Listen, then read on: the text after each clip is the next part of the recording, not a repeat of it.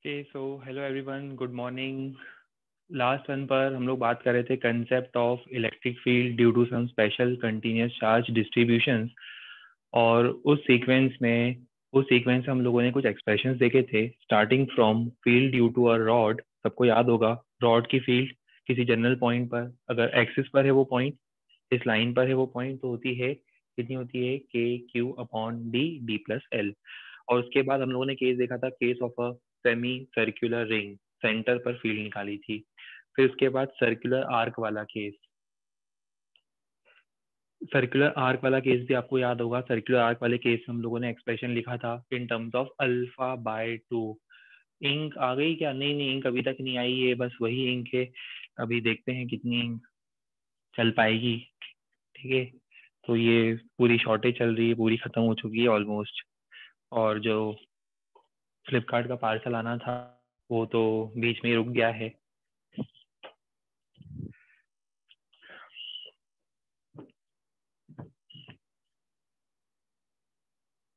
चलिए, तो हम लोग बात कर रहे थे किसकी? फील्ड की। और फील्ड ड्यू टू उसके बाद हम लोगों ने सर्कुलर रिंग। देखो, इमेजिन करो सर्कुलर रिंग बना रहा हूँ मैं। ये सर्कुलर रिंग है और सर्कुलर रिंग की एक्सिस है। और एक्सिस पर इस पॉइंट पर हम लोगों ने फील्ड निकाली थी।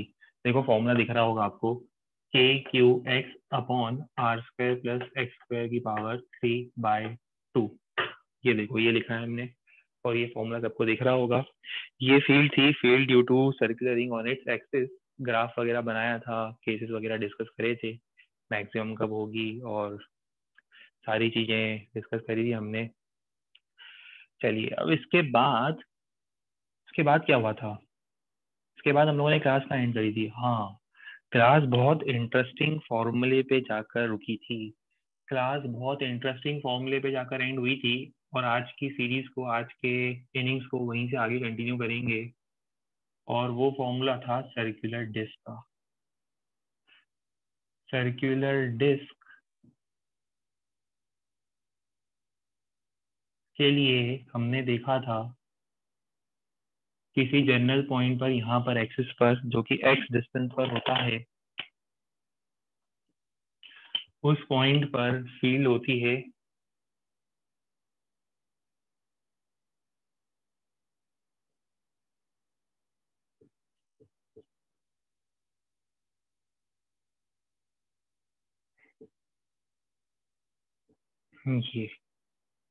ये होती है उस जनरल पॉइंट पर फील्ड ऑन इट्स एक्सिस। अच्छा, अब इसके बाद इसमें आगे कंटिन्यूशन में, डिस्क के ही कंटिन्यूशन में एक इंटरेस्टिंग पॉइंट आता है, बहुत इंटरेस्टिंग पॉइंट आता है वो। और वो होता है, सपोज हम इसका एक स्पेशल केस कंसिडर करते हैं, और वो स्पेशल केस होगा, special case when R tends to infinity. जरा कोई मुझे बता सकता है कि आर टेंडिंग टू इंफिनिटी का मतलब क्या है? आर टेंडिंग टू इंफिनिटी का मीनिंग क्या होगा? What is the meaning of R tending to infinity? ये इम्प्लाई करता है कि बहुत बड़ी डिस्क है, बहुत बड़ी डिस्क है। आर टेंडिंग टू इंफिनिटी का मतलब E0। कहाँ से लाते हो आप लोग ये इतने इतने ज्यादा स्ट्रॉन्ग कंसेप्ट? ठीक है, चलो कोई बात नहीं, आप मत सोचो कुछ, हम बता देते हैं। देखो, आर टेंडिंग टू इंफिनिटी का मतलब एक बहुत बड़े रेडियस की डिस्क, उसको मैं क्या बोलूंगा? उसे मैं बोलूंगा इन्फिनिटली।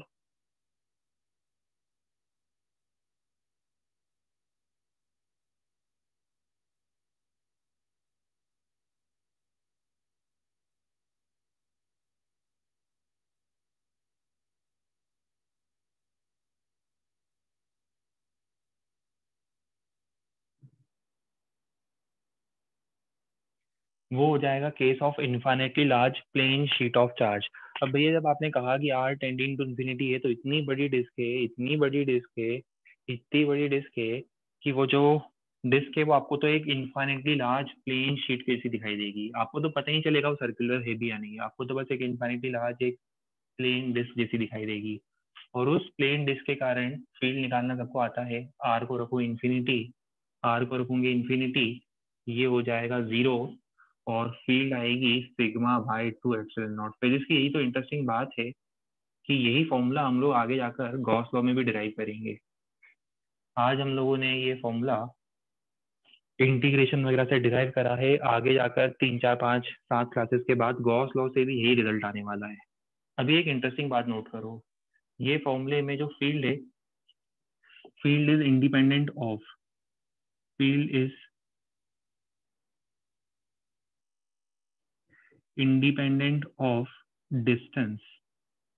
मतलब ये कैसी फील्ड है, ये तो यूनिफॉर्म फील्ड है। तो बहुत इंटरेस्टिंग बात है कि अगर आपके पास एक इन्फिनिटी लार्ज शीट है तो उसके कारण जो फील्ड होती है वो होती है sigma by 2 epsilon not and it is independent of distance. मतलब आपके पास एक यूनिफॉर्म फील्ड है। देखो इसको ऐसे इमेजिन करो,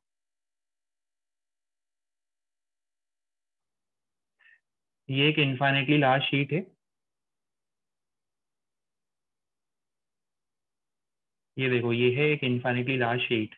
मैं इसका थोड़ा सा ही पोर्शन बना रहा हूँ, बाकी शीट तो पूरी इन्फिनिट है। ये तो आगे तक एक्सटेंड होगी, इधर भी एक्सटेंड होगी, हर जगह एक्सटेंड होगी। तो इस इन्फिनिटली लार्ज शीट के कारण आगे जो फील्ड होगी इस डायरेक्शन में वो होगी sigma by 2 epsilon not, uniform field होगी। यूनिफॉर्म फील्ड समझ में आता है, सेम डिस्टेंस पर पैरेलल फील्ड लाइन मिलेगी, सेम स्ट्रेंथ की, पीछे फील्ड पीछे होगी। अगर ये पॉजिटिव है तो नेगेटिव है तो इसका अपोजिट हो जाएगा। जैसे आपको एग्जांपल समझाता हूँ मैं, 1 मिनट रुकना, मैं कुछ एग्जांपल ढूंढता हूँ। देखो जैसे सपोज करो हमारे पास ये एक infinitely large sheet of charge है, ठीक है। तो अब इस infinitely large sheet of charge के कारण ये इन्फिनिट साइज है, इस पे चार्ज प्रेजेंट है। तो अगर मान लो इसको मैं ऐसे रखता हूँ, तो ऐसे रखूंगा तो फील्ड कहाँ होगी, फील्ड होगी इस टाइप से, फील्ड होगी इस डायरेक्शन में। अगर मैं ऐसे रखता हूँ तो फील्ड इस डायरेक्शन में यहाँ पर है, और इस डायरेक्शन में जैसे भी डायग्राम में बनाया है, देखो मैंने डायग्राम में ऐसा बनाया है, डायग्राम में ये ऐसा रखा है, और अगर ऐसा रखेंगे तो फील्ड यहाँ पर होगी और यहाँ पर होगी। मतलब फील्ड हमेशा हमेशा कहाँ आएगी बताओ, फील्ड लाइंस होगी परपेंडिकुलर और इस तरह से आउटवर्ड्स। क्या ये पॉइंट सबको क्लियर है? यूनिफॉर्म फील्ड है याद रखना है, सिग्मा बाय 2 एप्सिलॉन नॉट है याद रखना है। मेरे साथ साथ याद करते जा रहे हो?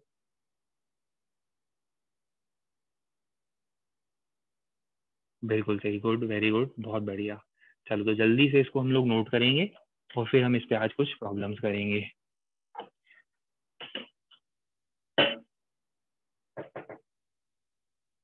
बोर्ड से ही नोट करना है।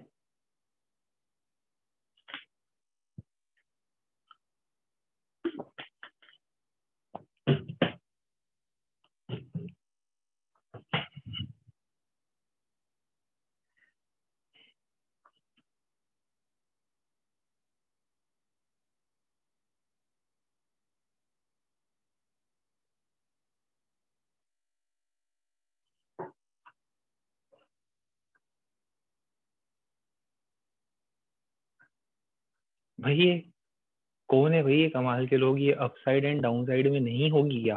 अरे भाई इनफाइनाइट शीट है, आप उसके ऊपर या उसके नीचे कैसे पहुंच जाओगे? हैं? आप उस शीट के सिर्फ आगे या पीछे हो सकते हो, आप उस शीट के ऊपर या नीचे कैसे जा सकते हो? तो इनफाइनाइट साइज की शीट है, उसका कोई एंड ही नहीं है, तो आप उसके एक्सट्रीम एज पर कैसे जा सकते हो भाई? हम्म, काम करो, आप बिल्कुल चिंता मत करो, जो भी हम बता रहे हैं सिर्फ उसी पर फोकस करो, ठीक है? Done, good, very good. अभी ये देखो कैसे पढ़ाएं हम। अभी एक स्टूडेंट का एकदम से डाउट आता है, सर रेस नंबर 2 के 12th क्वेश्चन में डाउट है। अभी हम पढ़ा कुछ और रहे हैं और माइंड अपना कहीं और है। हम डीसीएस वाली क्लास होगी ना, उसमें रेस डिस्कस करेंगे ना, क्यों चिंता कर रहे हो आप? डाउट वाली क्लास में हम रेस भी डिस्कस करेंगे अभी बहुत सारे, और मुझे बहुत सारे कंसेप्ट भी डिस्कस करने हैं अभी जो हमारे रेस के लिए यूजफुल होंगे, सारी चीजें डिस्कस होगी, ठीक है? चलिए, अब ये पढ़ने के बाद अब बारी है इस पर कुछ क्वेश्चंस की। चलिए अब हम इस पर करेंगे कुछ क्वेश्चंस ट्राई। स्पेशल केस हम पढ़ चुके हैं, सिग्मा बाय 2 एप्सिलॉन नॉट। अभी आपको क्वेश्चन समझाता हूँ। क्वेश्चन का मीनिंग क्या है, हमारे पास यहाँ पर आप देख रहे हो 2 शीट्स हैं, इनफाइनाइट साइज की हैं, दोनों पे चार्ज डेंसिटी अलग अलग है, सिग्मा और 3 सिग्मा। चार्ज डेंसिटी है सिग्मा और 3 सिग्मा, और 3 पॉइंट्स हैं ए बी और सी, हमें तीनों पर फील्ड फाइंड करनी है।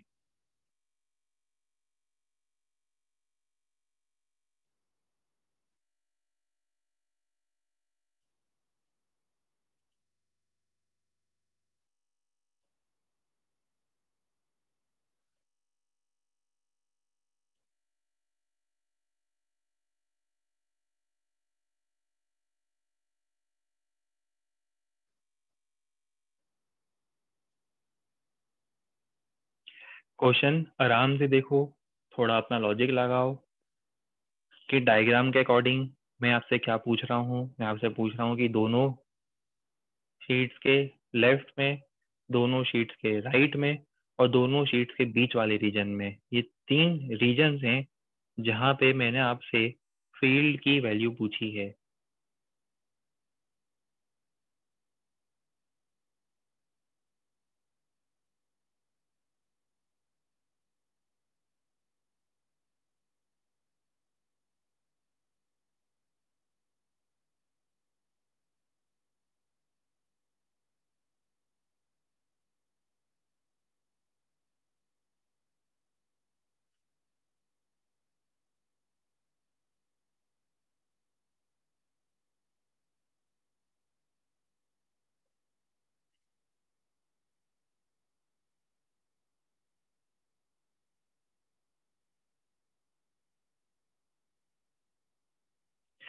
चलिए अब हम लोग ट्राई करके देखें क्या रिजल्ट आना चाहिए, क्या आंसर आना चाहिए।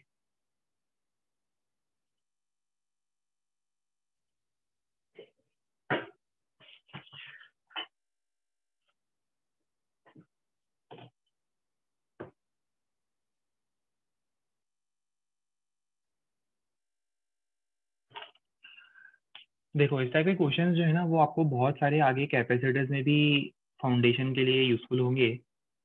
तो हमें ये समझना पड़ेगा कि अभी हमें क्वेश्चन में दिया क्या है, क्या फाइंड करना चाहते हैं। ये फर्स्ट शीट है, इस तरह से रखिए, ये इस टाइप से। सेकंड हम ब्लैक से रिप्रेजेंट कर देते हैं, चलो इस टाइप से रखी हमने। इस पर चार्ज डेंसिटी है सिग्मा, इस पर है 3 सिग्मा। यही दिया था शायद मैंने क्वेश्चन में। एक पर चार्ज डेंसिटी थी सिग्मा और सेकंड वाले पर चार्ज डेंसिटी मैंने दी थी 3 सिग्मा। ठीक है, अभी मुझे फाइंड करना है ए, बी और सी पर। पहले वो पॉइंट भूल जाओ, सिर्फ एक ओपन माइंड के साथ आप मुझे बस ये बताओ, इसको भूल जाओ, इसको हाइड कर दो, ये है ही नहीं अभी, ये तो दिख ही नहीं रहा हमें। सिर्फ इसको देखो, सिर्फ इसको देखो, इसकी फील्ड कहाँ होगी, आउटवर्ड्स। आउटवर्ड मतलब ये देखो, sigma by 2 epsilon not outward, sigma by 2 epsilon not outward, क्योंकि राइट साइड है वो उसके लिए। बस इतना देखकर बताओ कि ब्लू वाली शीट के कारण उसकी जो फील्ड है वो आउटवर्ड जा रही है, वो तो क्लियर है ना, सिग्मा बाय 2 एप्सिलॉन नॉट। अब आती है बारी ब्लैक कलर की शीट के कारण। सिर्फ इंडिविजुअली इस ब्लैक शीट को देखो, तो इस ब्लैक शीट की फील्ड क्या होगी अब, इसकी फील्ड होगी,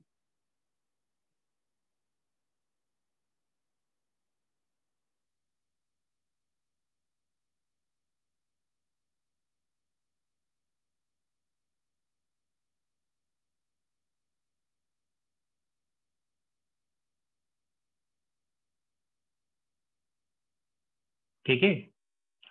अब हमें क्या यूज करना है, अब हमें यूज करना है प्रिंसिपल ऑफ सुपरपोजिशन। आपको पता है फील्ड में हम लोग सुपरपोजिशन अप्लाई कर सकते हैं इलेक्ट्रिक फील्ड में। तो इलेक्ट्रिक फील्ड एट ए, दोनों सेम डायरेक्शन में, दोनों सेम डायरेक्शन में है, ऐड कर दो, direction minus I cap.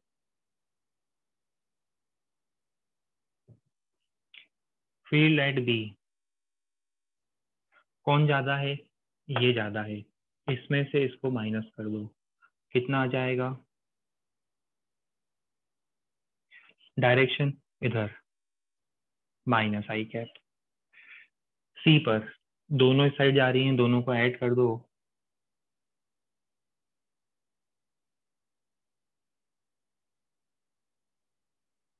Plus I cap. ये 3 हमारे आंसर्स होंगे, ये 3 अलग अलग रीजन्स और ये 3 अलग अलग रीजन्स की फील्ड लाइंस होगी।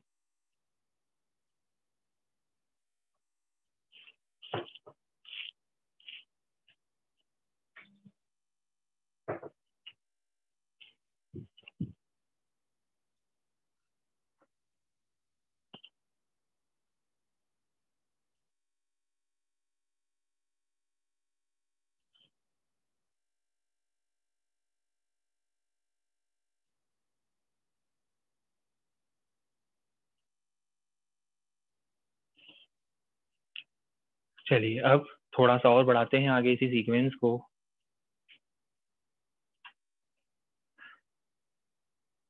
ग्रेविटी कंसिडर कर लो, चलो ग्रेविटी भी कंसिडर कर लो। ग्रेविटी है वर्टिकली डाउनवर्ड, है ना, कर ही लो कंसिडर ग्रेविटी को भी। ग्रेविटी है वर्टिकली डाउनवर्ड, और इस तरह से हम दो इन्फाइनिटली लार्ज शीट के बीच में इस पेंडुलम को ऑसिलेट करवा रहे हैं। आगे की स्टोरी में नहीं बताऊंगा, आगे की स्टोरी आपको पता है। आपको क्या फाइंड करना है, you have to find the time period for small oscillations of this pendulum.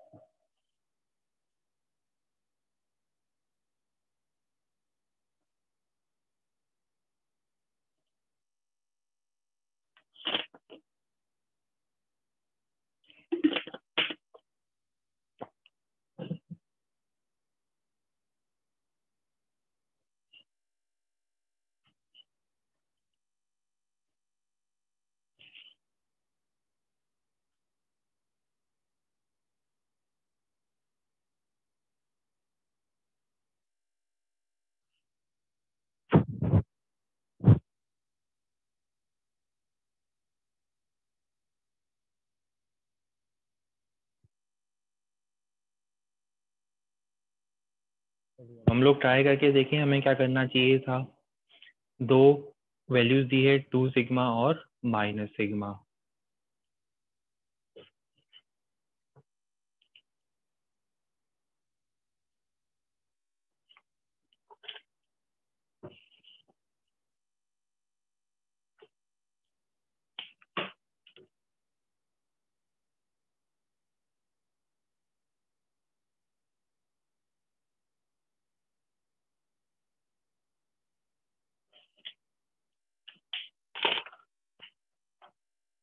2 sigma -sigma और बीच में एक पेंडुलम दिया है।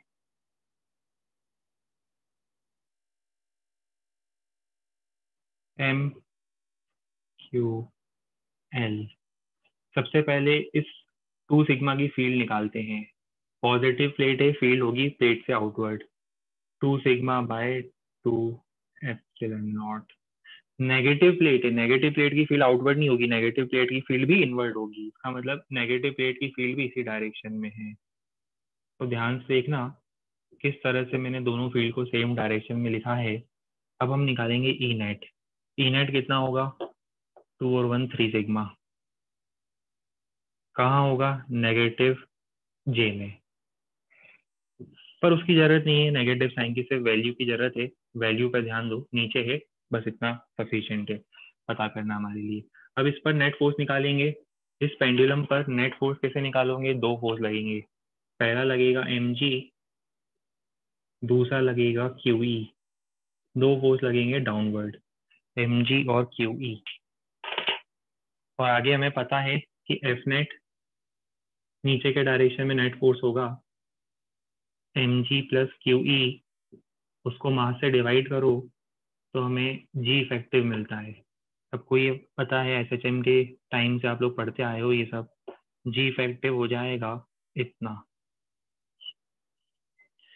ठीक है, जी प्लस क्यू इंटू ई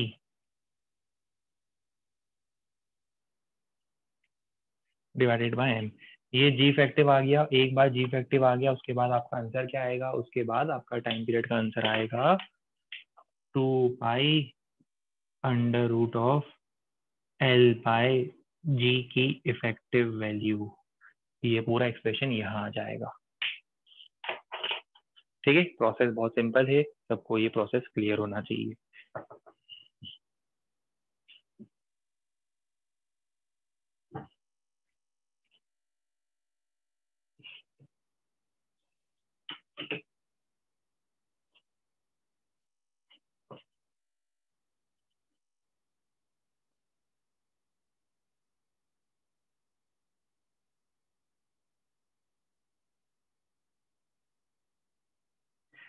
भाई ये टाइम पीरियड जी के इंडिपेंडेंट होता है, ये आपने कब पढ़ लिया?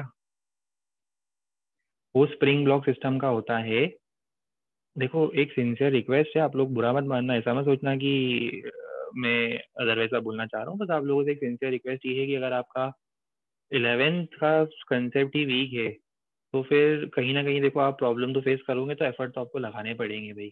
अब आप अगर मुझसे ये बोलोगे being a 12th class student, अगर आप लोगों का मुझे ये मैसेज आएगा, बुरा मानने वाली कोई बात नहीं है, ऐसा मत सोचना कि सर बोल रहे हैं हमें अननेसेसरी, इसे बुरा मत मानना, पर जिसका भी डाउट आया देखो आप खुद रियलाइज करो कि एक 10th क्लास वाले स्टूडेंट से भी अगर मैं पूछता हूँ कि time period of simple pendulum क्या होता है, तो इवन ही कैन से कि time period is 2 pi under root L by G, right.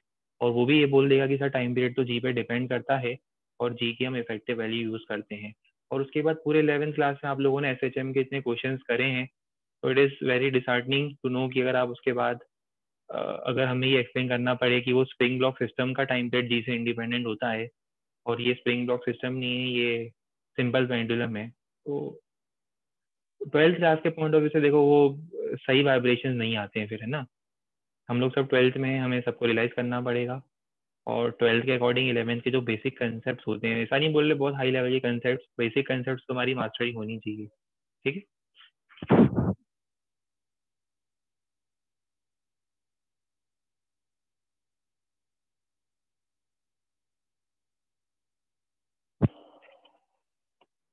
चलिए अब ये नेक्स्ट क्वेश्चन समझते हैं। ग्रेविटी फ्री स्पेस मानना है हमें, इसमें लिख देना ब्रैकेट में gravity free space.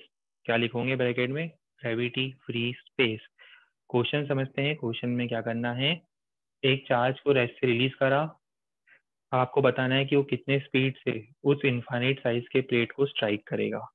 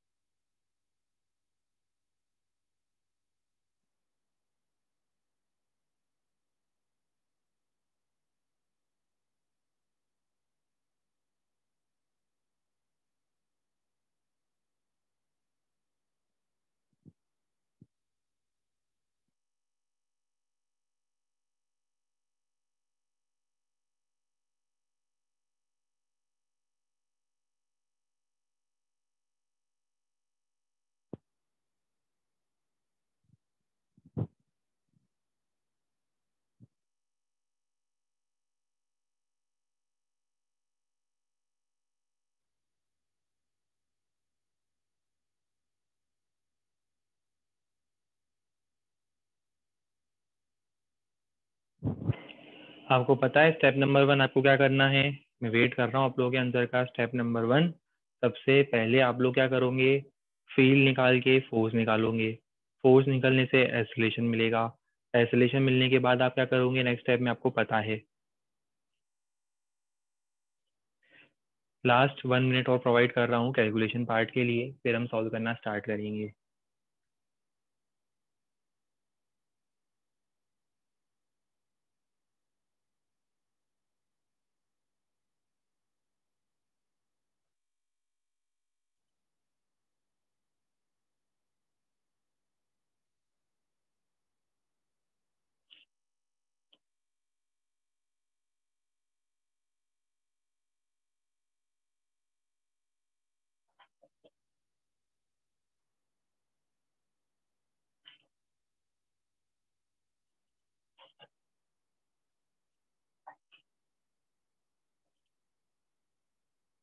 Last 30 seconds.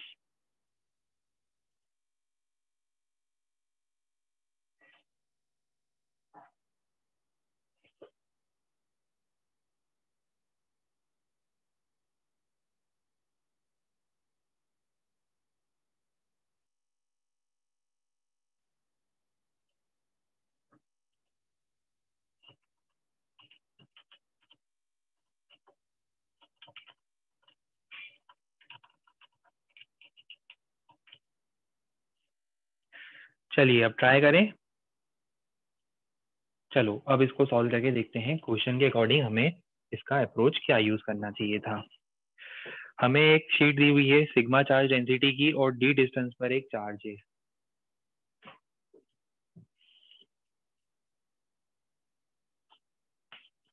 ये देखो ये एक शीट है सिग्मा चार्ज डेंसिटी की और इससे डी डिस्टेंस पर यहाँ एक चार्ज प्रेजेंट है। चार्ज है m कॉमा माइनस क्यू जो कि अभी था रेस्ट पर।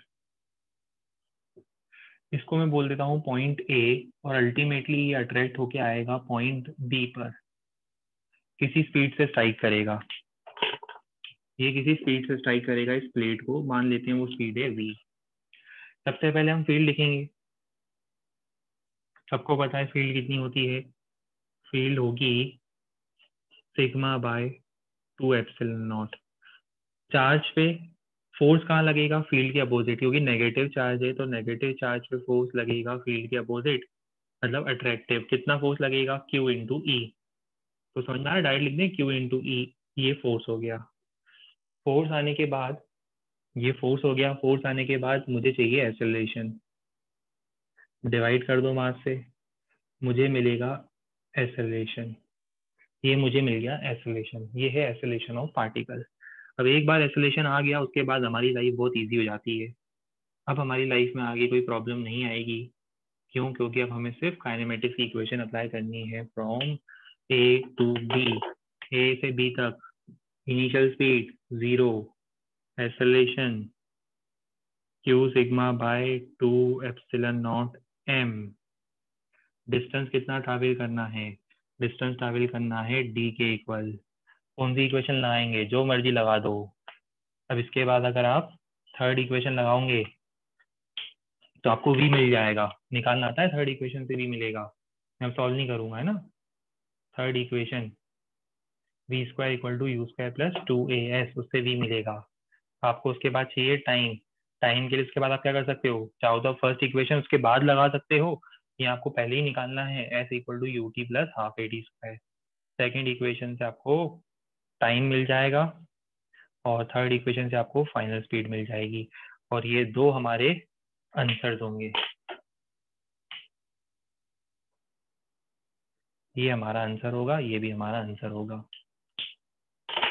क्या सब लोग ये आंसर आ गए थे? क्या मैं एक्सपेक्ट करूं कि सब लोग का यही सेम आंसर आया था जो मैंने बोर्ड पे भी बताया है?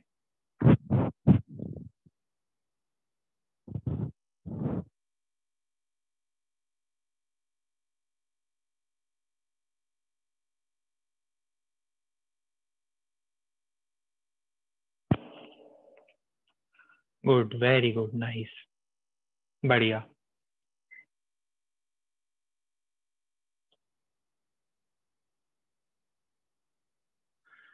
अब फाइनली फाइनली अब हम लोग बात करेंगे field due to a finite wire at some general point की। अब थोड़ा सा डेरिवेशन हैवी हो जाएगा।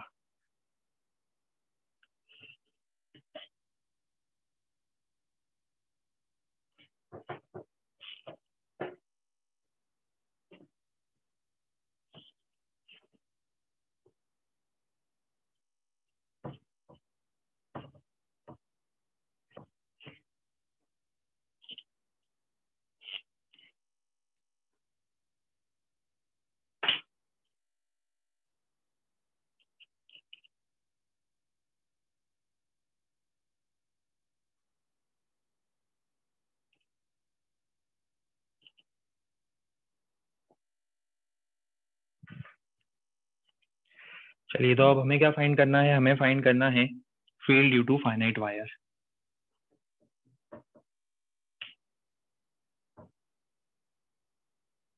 फाइनाइट वायर बोल दो, फाइनाइट रॉड बोल दो, हम उसके कारण अब फील्ड फाइंड करना चाहते हैं।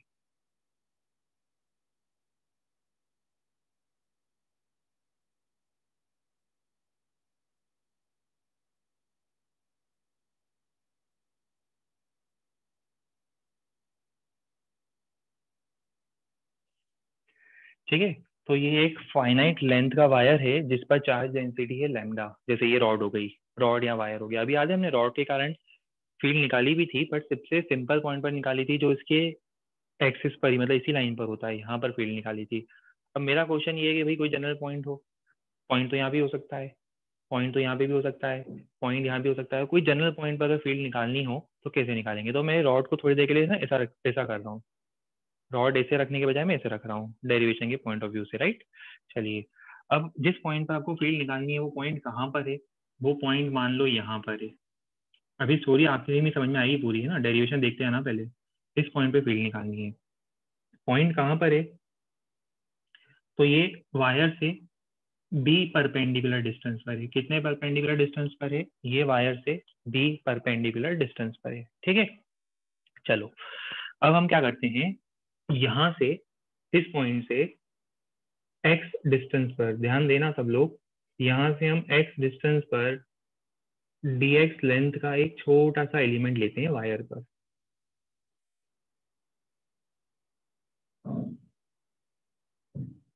ये देखो, x पर dx। बात समझ में आ रही है क्या? मैं x पर जाकर एक छोटा सा एलिमेंट लेता हूँ dx। बताओ कि उस dx एलिमेंट पे चार्ज कितना होगा? छोटा सा एलिमेंट है, देखो दिख रहा है, बहुत छोटा सा है। छोटे से एलिमेंट पे छोटा सा चार्ज, छोटे छोटे एलिमेंट पे छोटा छोटा चार्ज। चार्ज कितना होगा बताओ? चार्ज होगा dq। ये चार्ज हो गया dq। ठीक है, अब मुझे बताओ, वो तो पॉइंट चार्ज है। वो तो अपने आप को क्या समझ रहा है? वो तो अपने आप को पॉइंट चार्ज समझ रहा है। उसे तो लग रहा है कि मैं ही पॉइंट चार्ज हूँ। उस पॉइंट चार्ज को देखो, उस पॉइंट चार्ज को क्या लग रहा है? उसको लग रहा है कि मैं ही पॉइंट चार्ज हूँ। अब वो पॉइंट चार्ज क्या करेगा? वो देखेगा अच्छा ये पॉइंट है, यहाँ फील्ड बनानी है, ठीक है। तो वो बोलेगा ठीक है, यहाँ फील्ड बनाना उसको आती है। उसको हम लोगों ने फर्स्ट फॉर्मूले में सिखाया था, पॉइंट चार्ज को हमने याद करो फर्स्ट फॉर्मूले में सिखाया था कि उसको आर डिस्टेंस पे फील्ड कितनी बनानी है। तो उसको याद आता है क्योंकि उसने क्लास नोट रिवाइज करे थे। तो पॉइंट चार्ज क्या करता है, एकदम से बिना देर करे वो इस पॉइंट पर फील्ड बनाने लग जाता है। ठीक है, कितनी फील्ड बनाता है? पॉइंट चार्ज है तो स्मॉल फील्ड बनाएगा डीई। ये डिस्टेंस में बोल देता हूँ आर, ये एंगल में बोल देता हूँ थीटा। कितनी इंटरेस्टिंग स्टोरी है देखो। जहां मैथ्स आता है वहां स्टोरी तो और इंटरेस्टिंग हो ही जाती है। आगे आपको पता है क्या करना है।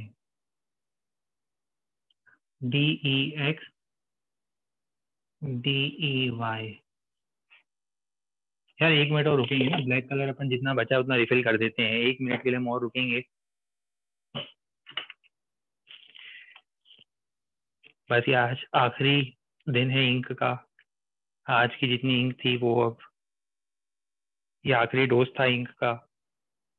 अब इसके बाद कोई इंक नहीं बची है हमारे पास।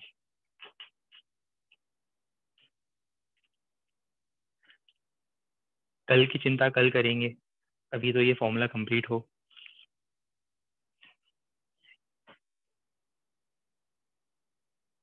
ठीक है, D E X D E Y. अब यहाँ पर ना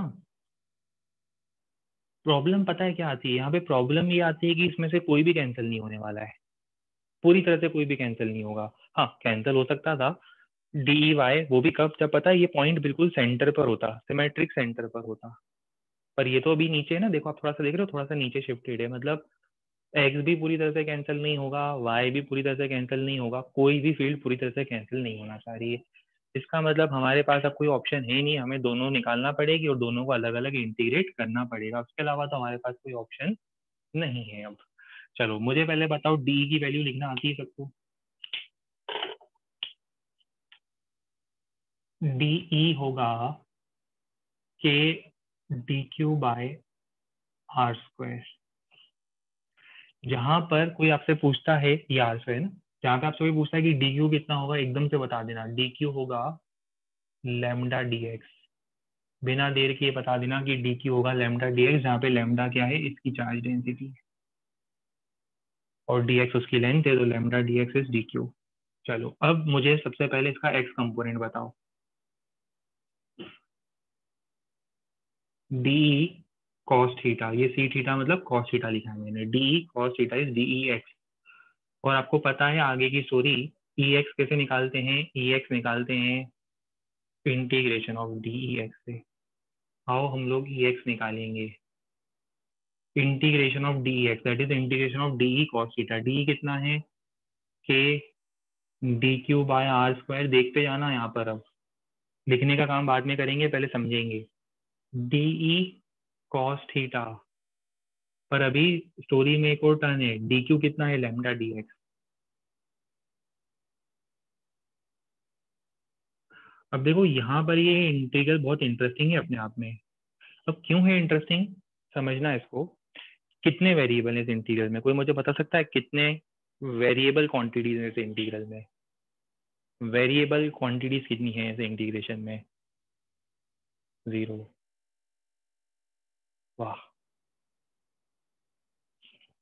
इस इंटीग्रेशन में तीन वेरिएबल हैं, इंटीग्रेशन एक है, वेरिएबल तीन है। कौन से वेरिएबल हैं, अरे भाई थीटा भी चेंज होगा, एक्स भी चेंज होगा, आर भी चेंज होगा। तीन वेरिएबल हैं, तीन तीन वेरिएबल हैं, एक्स थीटा और आर, तीनों चेंज होंगे ना, अलग अलग पॉइंट से देखो, पॉइंट ऊपर खिसका दो, एक्स भी चेंज हुआ, आर भी चेंज हुआ, थीटा भी चेंज हुआ। अब ये तीन वेरिएबल हैं, इसमें से मुझे क्या करना पड़ेगा, दो वेरिएबल्स को रास्ते से हटाना पड़ेगा। जब मैं दो वेरिएबल्स को रास्ते से हटाऊंगा तब जाके मेरा काम बनेगा। तो देखो इसमें से ये आर तो आसानी से हट जाएगा रास्ते से। आर को रास्ते से हटाने का काम पता है कैसे करेंगे, B by R equal to cos theta. समझते जाना, मैं एक ही बार समझाऊंगा, बार बार पूछना मत मुझसे फिर। देखो बी बाय आर, जगह कम यहाँ लिख देते हैं, B by R equal to cos theta. तो आर बराबर बी सेक थीटा।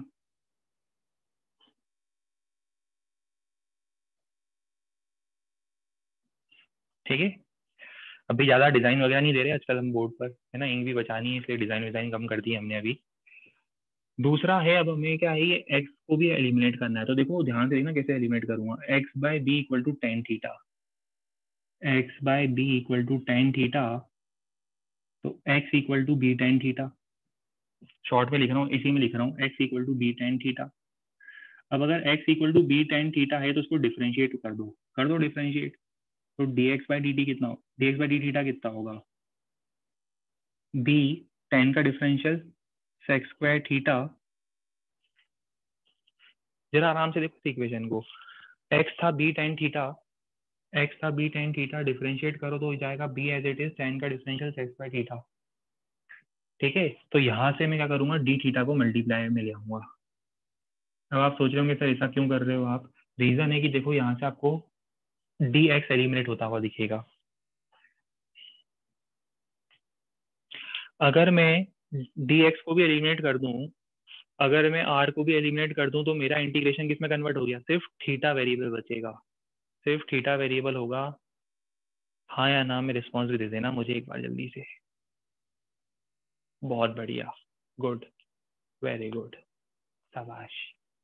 चलिए, और बता भी सर रहा हूँ, आपको याद होते आना चाहिए सब स्टेप्स, है ना, लॉजिकली याद होने चाहिए, ऐसा नहीं कि याद कर रहे हैं, बैठे हैं 5 बार लिख रहे हैं, जबरदस्ती याद कर रहे हैं, जबरदस्ती याद नहीं करना है कुछ भी, है ना। जबरदस्ती याद करने से आप 2 दिन बाद भूल जाओगे। आपको एक मेंटल यहाँ पर है ना, स्टेप्स जो होते हैं ना, उसका एक लॉजिकल सीक्वेंस याद होना चाहिए, सर ने ऐसा क्यों करा था।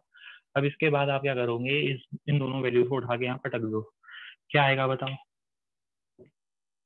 कि लेमडा डी एक्स मतलब D sec square theta, D D X मतलब K D sec square theta D theta into cos theta, ये कॉस थीटा चल रहा है, डिवाइड बाय आर स्क्वायर हो जाएगा B square sec square theta. देखो अब मैं यहाँ पे क्या करूंगा ना, मैं यहाँ डायरेक्ट करूंगा, आपको थोड़ा सा यार खुद से कॉपी में करना है ना, तभी आप सीखोगे। खुद से कॉपी में करना कुछ नहीं करा है मैंने, इन दोनों वैल्यूज को उठा के यहाँ रख दिया है, मैं डिजाइन डिजाइन बना ही रहा हूँ कि ये दोनों यहाँ ही और यहाँ से यहाँ फ्लो चार्ट वगैरह नहीं बना रहा हूँ, क्लियर होना चाहिए इस बार सबको। सेक्स स्क्वायर थीटा से सेक्स स्क्वायर थीटा कैंसिल होगा, बी से बी कैंसिल होगा, के लैम्डा बाय बी अब कांस्टेंट दिख रहा है हम लोगों को, तो ये इंटीग्रेशन के बाहर आ जाएगा। अंदर क्या बचेगा, cos theta D theta. Cos theta D theta में अब सवाल ये उठता है कि यार ये थीटा पे इंटीग्रेट कैसे करें, ये तो कुछ लिमिट समझ में नहीं आ रही हमें।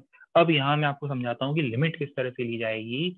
लिमिट लेने के लिए, क्योंकि मैं आगे फॉर्मूला बताऊंगा तब आपको समझ में आएगा कि ऐसा क्यों कर रहे हैं हम, है ना, अभी चिंता मत करना आप। लिमिट लेने के लिए ध्यान से देखो, ये आपके पास ये वायर था,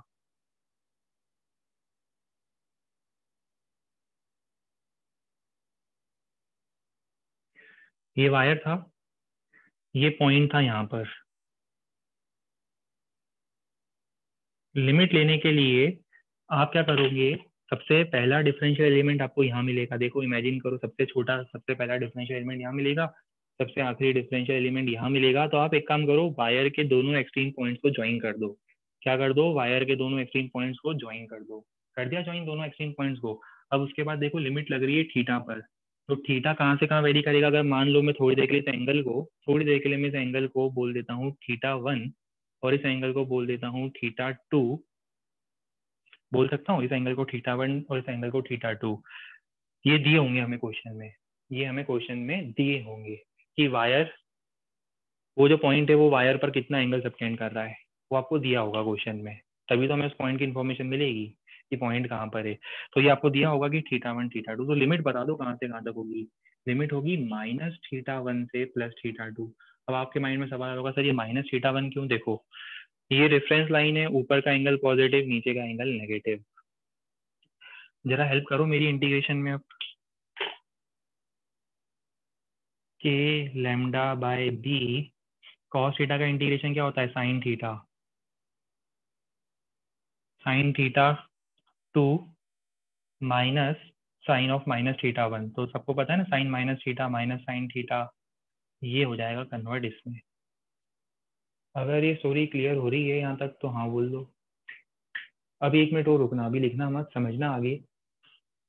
अब एक काम करो, किसी कारण से मैं इसको θ1 θ2 के बजाय अल्फा और बीटा मुझे ज्यादा अच्छे लगते हैं, उससे रिप्रेजेंट करना चाहता हूँ। अल्फा और बीटा ये वाले एंगल्स हैं, कि वायर कितना एंगल बना रहा है उस पॉइंट पर, वो पॉइंट कितना एंगल बना रहा है वायर पर नहीं, वायर कितना एंगल बना रहा है उन पॉइंट्स पर। तो मैं ये अल्फा और बीटा लिखना चाह रहा हूँ उसको, अल्फा और बीटा।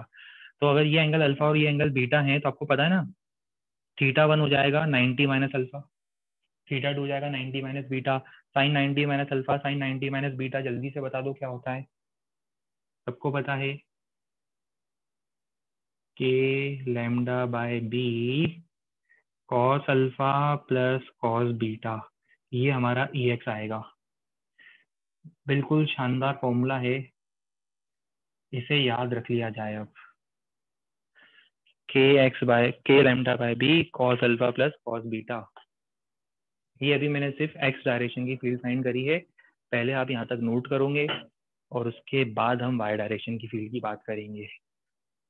और एक काम करो, जिन लोगों ने नोट कर लिया है या जो लोग जल्दी नोट कर लेंगे, वो वाई डायरेक्शन की फील्ड अब खुद से ट्राई करेंगे।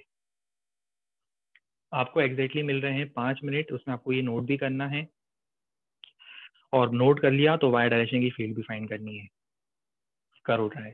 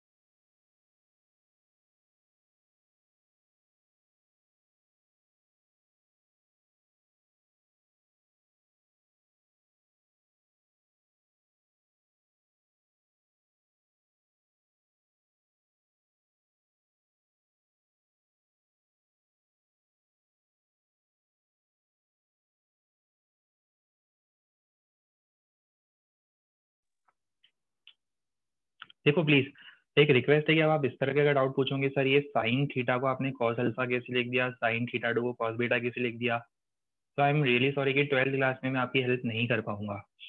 ये आपको दिख रहा है ऑलरेडी डायग्राम में, आपके पास लॉजिक है, आप इंजीनियरिंग की प्रिपरेशन कर रहे हो, आप कोई आर्ट कॉमर्स के स्टूडेंट नहीं हो, है ना, कि आपको सारी चीजें स्पून फीड कर दी जाए। और अगर मैं स्पून फीड कर भी दूंगा तो उसका कोई बेनिफिट नहीं निकलेगा, अल्टीमेटली आपका उससे रिजल्ट नहीं आने वाला है। आपको ट्राई करना है, एफर्ट लगाने हैं यार, सिंसियरली आपको एफर्ट लगाने हैं, ठीक है, एफर्ट लगाने हैं। और इसे इनिंग्स बिल्कुल ढीली नहीं छोड़नी है आपको कि यार कैसे आ गया, सर से ही पूछ लेते हैं। अरे सोचो ना यार, साइन थीटा को अगर कोई कॉस अल्फा लिख रहा होगा तो क्यों लिख रहा होगा, क्या रीजन लगे लगा के लिख रहा होगा, उसे दिख रहा होगा कि भाई थीटा वन कितना होगा, थीटा वन होगा 90 माइनस अल्फा। क्या मैं आपके लिए लिखूंगी theta one is 90 minus alpha and sine 90 minus alpha is cos alpha. Trigonometry नहीं पढ़ी है आप लोगों ने, पढ़ी है ना, करो यार, ट्राई करो सब लोग बिल्कुल। ऐसे सारी चीजें सर के भरोसे की छोड़ दो, सर के भरोसे है ना, सारी चीजें उठाओ और कोचिंग के भरोसे रैंक के भरोसे छोड़ दो, हम तो आराम करेंगे, ऐसा नहीं होता है, ये प्रिपरेशन नहीं होती है। दो चीज मैं बताऊंगा, चार चीज मैं नहीं बताऊंगा, चार चीज आपको ट्राई करनी है।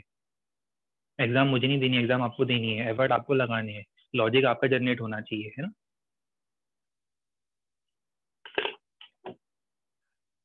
मतलब मुझे फील आनी चाहिए कि यार मैं पढ़ा रहा हूँ जब तब मुझे ऐसा लगना चाहिए कि हाँ यार ये सब 12th वाले फ्रेंड्स हैं जो जेई ओरिएंटेड हैं जिनको मैं पढ़ा रहा हूँ, तो अकॉर्डिंगली मुझे भी वैसे अच्छी फील आती है फिर यार, ठीक है। कोई और पूछता है चलो कि ये कैसे आ गया, तो मैं ठीक है यार, अब 12th वाला स्टूडेंट वो भी अपने इंजीनियरिंग वाले लोग पूछ रहे हैं, तो सरप्राइजिंगली और शॉकिंग चीज लगती है ना फिर मुझे सब, अच्छा थोड़ा ना लगता है मुझे सब बाबा बताना। चलो डी ई वाई निकालते हैं, डी ई वाई कितना होगा, डी ई वाई होगा डी ई साइन थीटा, ये देखो ये ई वाई निकलेगा।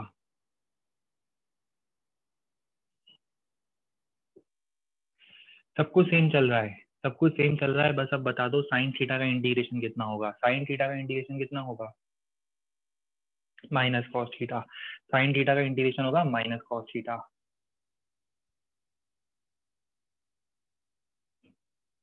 लिमिट माइनस थीटा वन से थीटा टू, बताओ। जब माइनस होता है तो हम lower limit minus upper limit कर सकते हैं ना, जब माइनस होता है तो upper limit minus lower limit की जगह आप रख के देख लेना वैल्यू, किसी को अगर नहीं आता है मैथ तो रख के देख लेना, upper limit minus lower limit की जगह जब माइनस होता है तो lower limit minus upper limit करते हैं। बताओ कॉस थीटा वन, यहाँ आएगा कॉस थीटा वन, क्योंकि कॉस ऑफ माइनस थीटा कितना होता है, cos of minus theta cos theta होता है, 11th क्लास ट्रिग्नोमेट्री पढ़ा होगा आप लोगों ने 11th क्लास में, ठीक है। सिमिलरली अब क्या आएगा दूसरा, बताओ, minus of cos theta two, देख लो पहले, अब यहाँ पर आराम से देख लो कि क्या ये जो वैल्यूज लिखी है, क्या ये वैल्यूज आपको क्लियर हो रही है, पहले से भी यहाँ तक देख लो।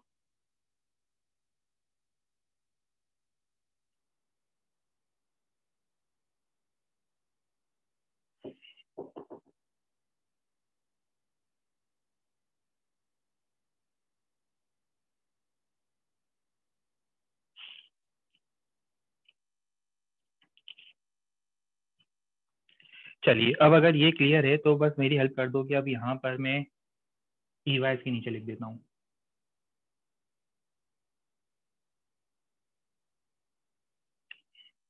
बताओ कितना आएगा ये ई वाई, ये ई वाई आएगा, थीटा वन कितना होगा, थीटा वन होगा 90 माइनस अल्फा, तो ये हो जाएगा साइन थीटा वन मतलब साइन अल्फा, और ये हो जाएगा minus sign beta.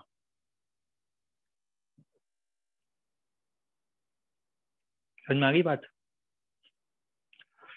Theta one 90 minus alpha रखा मैंने, थीटा वन 90 अल्फा का तो sine alpha, theta two 90 beta sine beta. अभी कंफ्यूज मत होना, इस बात को थोड़ा समझने की कोशिश करना कि जो ई एक्स आया है, ये ई एक्स कहाँ आया है, ये ई एक्स आगे आया है, ये देखो डायग्राम के अकॉर्डिंग ई एक्स आगे आया है, ठीक है। सिमिलरली अभी ये ई वाई कहाँ आया है, ये ई वाई इधर आया है, ये ई वाई आया है, कोई डाउट यहाँ तक, ई एक्स आगे आया है, ई वाई नीचे आया है, ये ई वाई नीचे आया है। अच्छा अगर मैं इसी ई वाई को ऊपर के डायरेक्शन में लिखना चाहता, सपोज मैं इस ई वाई को नीचे ना लिखते हुए ऊपर के डायरेक्शन में लिखना चाहता, तो मैं क्या करता फिर,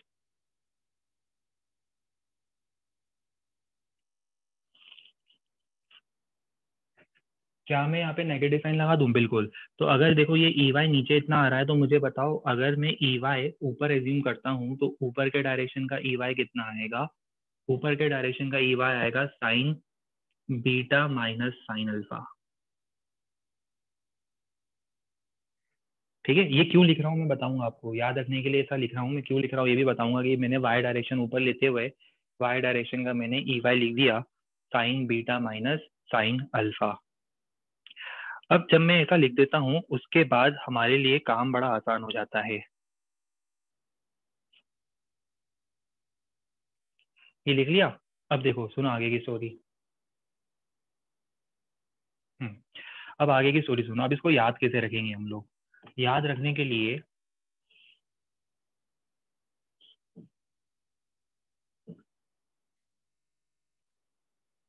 सपोज हमें एक वायर गिवन है, सपोज ये वायर गिवन है,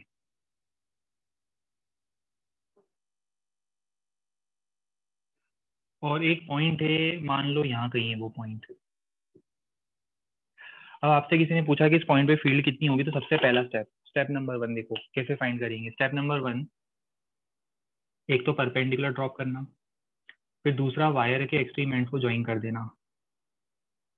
परपेंडिकुलर भूल जाओ, वायर के एक्सट्रीम एंड को ज्वाइन कर देना आपको। ज्वाइन कर दिया वायर के एक्सट्रीम एंड्स को। अब दूसरी बात, वायर से वायर से पॉइंट के डायरेक्शन में, वायर से पॉइंट के डायरेक्शन में जो डिस्टेंस वो होगा, डायरेक्शन होगी, उसको मैं लिखूंगा आई कैप। वायर से पॉइंट की तरफ वाले को मैं लिखूंगा आई कैप। ये वायर, ये पॉइंट, वायर से पॉइंट की तरफ मैं लिखूंगा आई कैप। अगर आप जे कैप ऊपर लिखते हो तो ध्यान रखना, जे कैप ऊपर लिखते हो, आई कैप इधर हो, जे कैप इधर लिखते हो, जे कैप ऊपर लिखोगे तो ये एंगल अल्फा होगा, ये एंगल बीटा होगा। जे कैप अगर ऊपर लिख रहे हो तो अल्फा से स्टार्ट होगा, बीटा पे एंड होगा। बात समझ में आ रही है क्या? जे आई कैप तो आपको कहाँ लेना है बताओ? वायर से परपेंडिकुलर पॉइंट की तरफ लेना है। अगर आई कैप आप यहाँ लेते हो, जे कैप आप ऊपर भी ले सकते थे, नीचे भी ले सकते थे। अगर मैं जे कैप ऊपर लेता हूँ तो फिर इसको अल्फा, इसको बीटा लिखूंगा, और मेरा फील्ड का फॉर्मूला कितना आ जाएगा? फील्ड का फॉर्मूला आ जाएगा के लेमडा बाई बी, जो लिखा है मैंने, cos alpha plus cos beta i cap, और k lambda by b sine beta minus sine alpha j cap. इस फॉर्मूले को लिखो और हाईलाइट करो, फिर मैं कुछ और चीजें बताऊंगा। अब इस फॉर्मूले को हाईलाइट कर दो, फिर मैं कुछ और पॉइंट्स बताना चाहता हूँ इससे रिलेटेड।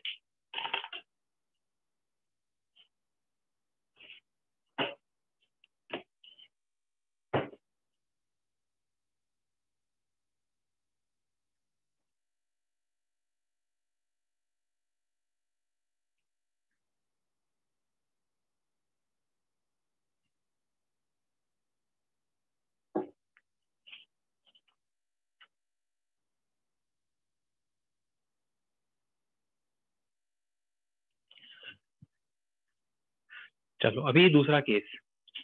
सपोज मैंने गलती से जे कैप यहाँ मार्क कर दिया, कोई दिक्कत नहीं। अगर मैं जे कैप अब यहाँ मार्क कर रहा हूँ, फॉर्मूला चलेगा यही, बस अल्फा आपको ये लिखना है, बीटा आपको ये लिखना है। सिमिलरली हमारे माइंड में अब एक ऑब्वियस क्वेश्चन आता है कि सर अगर वायर हॉरिजॉन्टल हुआ तो क्या करेंगे? अब ये वायर है हॉरिजॉन्टल,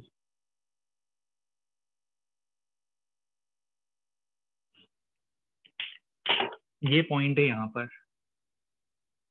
चलो यहाँ कहीं मान लेते हैं ये पॉइंट है, पॉइंट ई। सबसे पहला स्टेप बताओ क्या होता है? वायर के दोनों एक्सट्रीम एंड्स को पॉइंट से ज्वाइन करो। कर दिया ज्वाइन। अब इसके बाद आई कैप वाली डायरेक्शन कौन सी लूंगा मैं? आई कैप वाली डायरेक्शन कौन सी लूंगा? वायर से पॉइंट की तरफ, मतलब मुझे इस डायरेक्शन को आई कैप लेना चाहिए। मुझे इस डायरेक्शन को आई कैप लेना चाहिए, वायर से कहाँ? पॉइंट की तरफ वाली डायरेक्शन को मैं आई कैप लूंगा। ये जो फॉर्मूला है ये उस डायरेक्शन के लिए आएगा। और जे कैप कहाँ लूंगा मैं बताओ? जे कैप तो कहीं भी ले लो, वायर के लेंथ के अलॉन्ग ले लो। मैं अगर लेफ्ट से राइट लेता हूँ जे कैप, लेफ्ट से राइट लेता हूँ तो ये अल्फा हो जाएगा, ये बीटा हो जाएगा। और उसके बाद मेरी फील्ड मिल जाएगी मुझे ई एक्स। अब ये ई एक्स कहाँ होगा? ई एक्स ऊपर होगा क्योंकि मैंने आई कैप ऊपर लिया है। और ई वाई कितना होगा? ई वाई ये होगा क्योंकि मैंने जे कैप यहाँ लिया है। अल्फा और बीटा कैसे लेंगे समझ में आना चाहिए। स्टार्टिंग वाला जे कैप के डायरेक्शन में स्टार्टिंग अल्फा से होगी, एंडिंग बीटा से होगी। हो गया ये क्लियर? हाईलाइट कर दो इस डायग्राम को, सिर्फ इस डायग्राम को हाईलाइट करोगे, काम आएगा डायग्राम अब।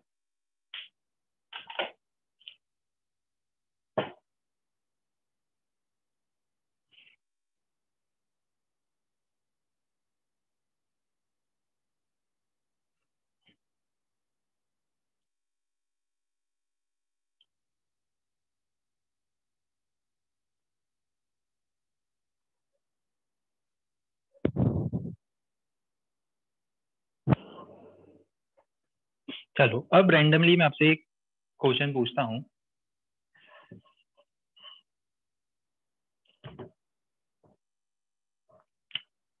अब ये कंडीशन तो कुछ भी हो सकती है। किसी ने मान लो वायर ऐसा दे दिया, क्वेश्चन में हमें वायर ऐसा दे दिया और हमें पॉइंट यहाँ दे दिया। अब हम क्या करेंगे, कुछ नहीं करना है, ज्वाइन करो एक्सपेरिमेंट्स को। पहले डिसाइड कर लो आई कैप क्या है। आई कैप तो यही होगा, वायर से पॉइंट की तरफ। जे कैप आपकी मर्जी है, ऊपर मानना है चलो ऊपर मान लेते हैं। ऊपर मान रहे हो अगर, तो जैसे ऊपर मानोगे ये अल्फा, ये बीटा, और आपको ई एक्स ये मिल जाएगा और ये ई वाई मिल जाएगा। खत्म, स्टोरी का एंड। बात आ गई समझ में, हो गया क्लियर। आई कैप लेंगे वायर से पॉइंट की तरफ, और जे कैप तो आप अपनी मर्जी से वायर के लेंथ के अलोंग ऊपर नीचे कहीं भी मान लो। ऊपर मानते हो तो नीचे वाला एंगल अल्फा, ऊपर वाला बीटा। अगर ऊपर से नीचे मानते हो तो ऊपर अल्फा और नीचे बीटा। अल्फा और बीटा डिसाइड करने का क्राइटेरिया बता दिया मैंने आपको। चलिए अब अल्फा बीटा डिसाइड होने के बाद अब इसमें कुछ आते हैं स्पेशल केस। स्पेशल केस क्या होते हैं? सबसे पहला स्पेशल केस होता है फॉर इनफाइनाइट वायर।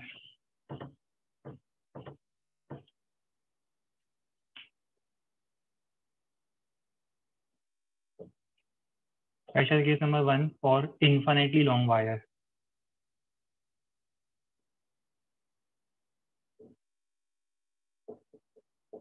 अब सोच के बताओ जरा, इनफाइनाइटली लॉन्ग वायर अगर होगा तो हम क्या करेंगे?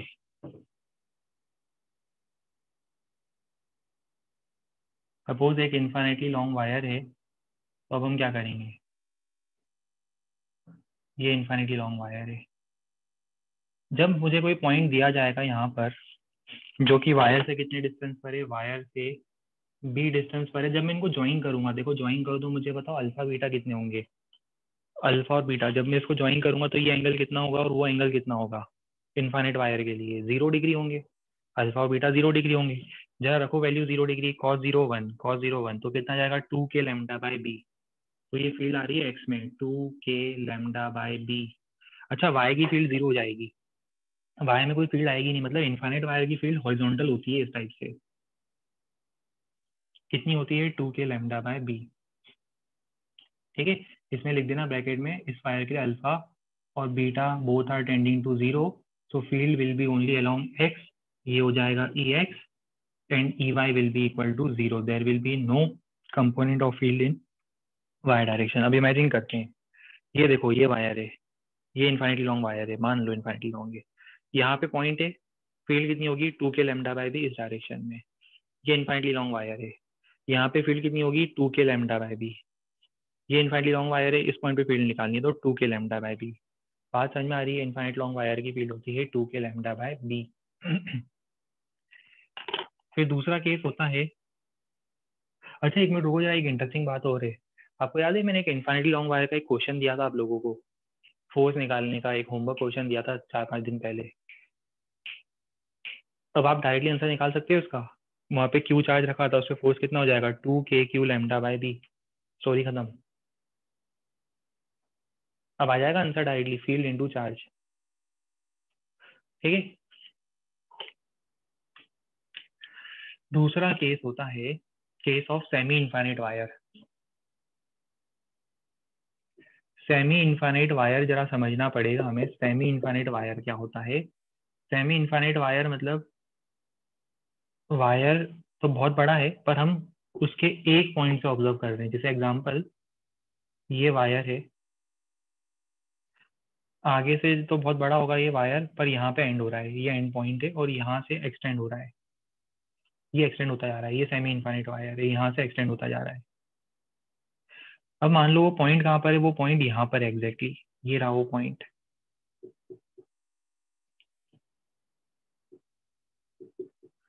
जल्दी से मुझे बताओ कि इस पॉइंट के लिए,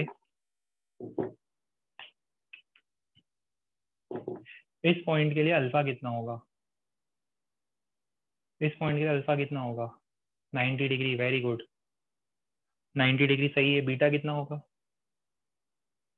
0 डिग्री। एक 90 डिग्री और एक 0। देखो क्योंकि यहाँ से इस पॉइंट को ज्वाइन करो तो ये एंगल तो अल्फा होता है, ये देखो ये एंगल अल्फा होता है, 90 डिग्री होगा। तो इसके लिए अल्फा हो जाएगा 90 डिग्री π/2 एंड बीटा इज 0।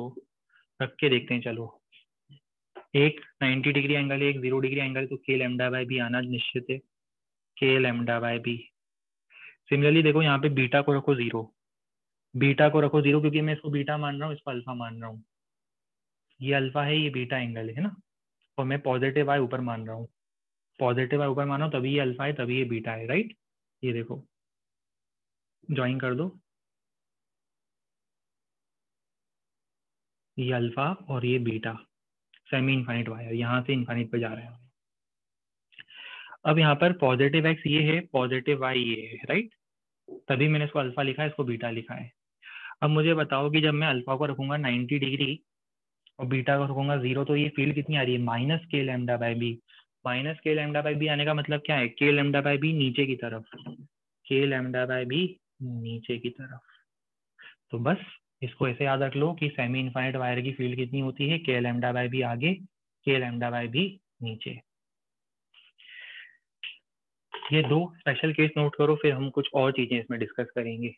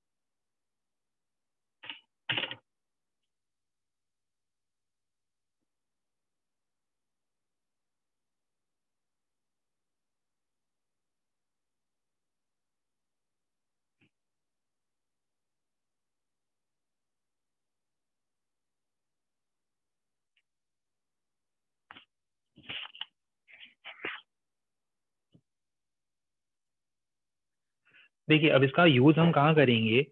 इसका यूज हम करेंगे बहुत सारे क्वेश्चंस में। ये याद रखना फॉर्मूला। क्वेश्चन आपको मिलेंगे अपने मॉड्यूल में इस तरह के।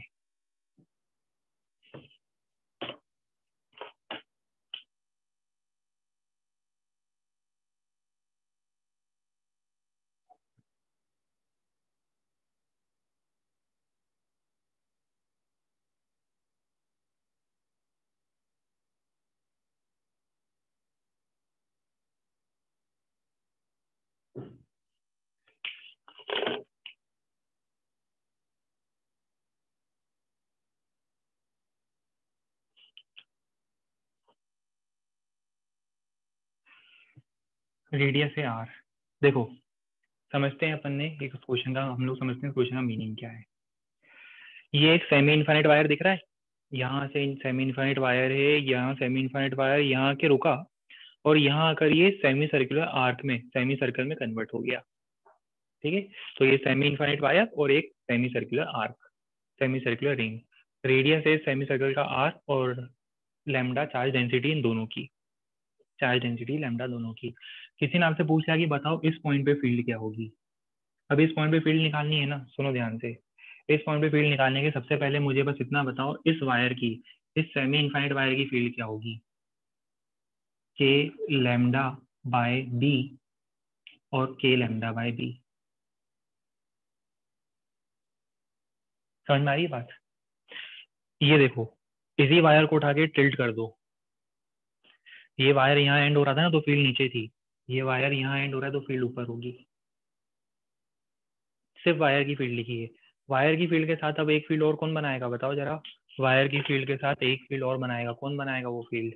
Semi circular wire. Semi circular wire की फील्ड कितनी होती है याद है?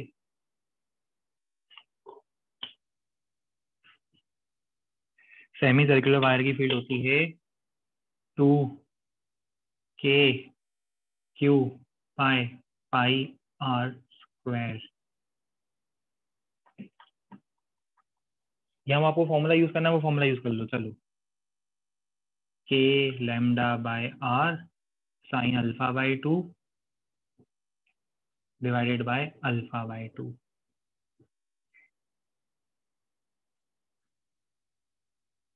ये क्लियर है? Sine alpha by 2 divided by alpha by 2। Alpha पूरा ये एंगल 180 डिग्री, 180/2। अब इसके बाद क्या करोगे? तीनों का वेक्टर समेशन, तीनों का वेक्टर समेशन निकालना आता है? तीनों का वेक्टर समेशन निकालना आता है? ये दोनों देख लेना, डायरेक्शन अकॉर्डिंगली ऐड या सब्ट्रैक्ट करना, और उसके साथ ये डायरेक्शन तो एक्स है ही, तो ये आपका आंसर हो जाएगा। ठीक है, इस टाइप के आपको क्वेश्चन मिलेंगे आपके बिगनर बॉक्स 2 और 3 में और रेस में। अब आपके लिए आज एक होमवर्क है। अब आप बिगनर बॉक्स 2 और बिगनर बॉक्स 3 ऑलमोस्ट पूरा कर सकते हो, प्लस रेस नंबर 2। ये 3 चीजें आपके लिए होमवर्क है। इसके अंदर जितने रिमेनिंग क्वेश्चन थे इस टाइप के कंसेप्ट आप वो पूरे ट्राई कर सकते हो। नेक्स्ट टाइम पे हम इससे कुछ और एग्जाम्पल्स भी बताएंगे, इससे कुछ और एग्जाम्पल्स भी डिस्कस करेंगे, और उसके बाद हम स्टार्ट करेंगे कंसेप्ट ऑफ पोटेंशियल। चलिए ठीक है, आज के सेशन को हम लोग यहाँ पे पॉज करते हैं। फॉर्मूला याद कर लेना, आगे नेक्स्ट टाइम पर कंटिन्यू करेंगे। Goodbye and take care.